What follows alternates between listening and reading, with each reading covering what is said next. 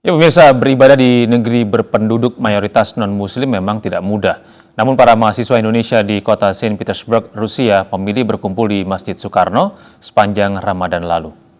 Salat subuh dan Idul Fitri. Inilah suasana Idul Fitri 1443 Hijriah di Masjid Biru Saint Petersburg, Rusia yang sudah dipenuhi para jamaah sejak dini hari. Mereka yang tidak kebagian tempat di dalam masjid, sholat subuh di lapangan sambil menunggu sholat Id tiba. Menurut media lokal, ini menjadi pemandangan biasa dalam beberapa tahun terakhir, karena yang hadir untuk sholat Idul Fitri maupun Idul Adha lebih dari 150.000 orang, sedangkan kapasitas masjid hanya 8.000 jamaah.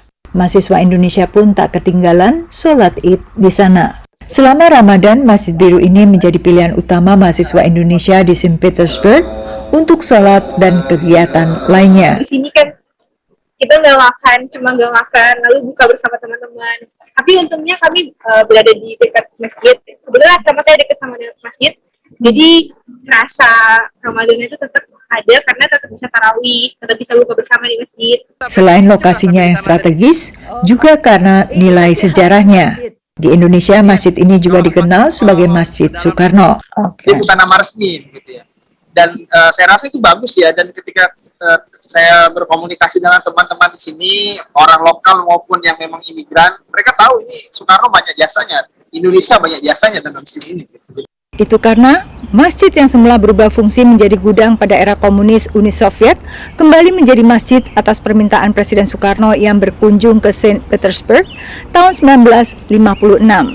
Selama Ramadan lalu, berbuka puasa dengan komunitas muslim dengan latar belakang budaya yang beragam membawa makna tersendiri. Serunya itu bisa diskusi sama orang-orang yang beda negara. Kadang ketemu sama orang yang nggak bisa bahasa Rusia, nggak bisa bahasa Inggris. Biasanya bahasa Arab dan Perancis gitu. Dan kan kita sulit nih gitu ya. Dan interaksi internasional kayak gitu yang bikin seru. Itu yang bikin beda banget sama suasana di Indonesia. Makanannya pun tidak mengecewakan. Bukan kaleng-kaleng ya, dalam artian mereka buatnya dengan rasa yang enak gitu. Menjalani aktivitas dan ibadah selama Perang Rusia dengan Ukraina bukan tanpa tantangan. Para mahasiswa pun yang sebagian mendapat beasiswa dari pemerintah Rusia berupaya bersikap netral. Jadi di sini tidak ada namanya salah Rusia dan salah Ukraina, tidak ada. Itu kan kepentingan politik masing-masing yang harus mereka selesaikan secara sistem kenegaraan mereka masing-masing.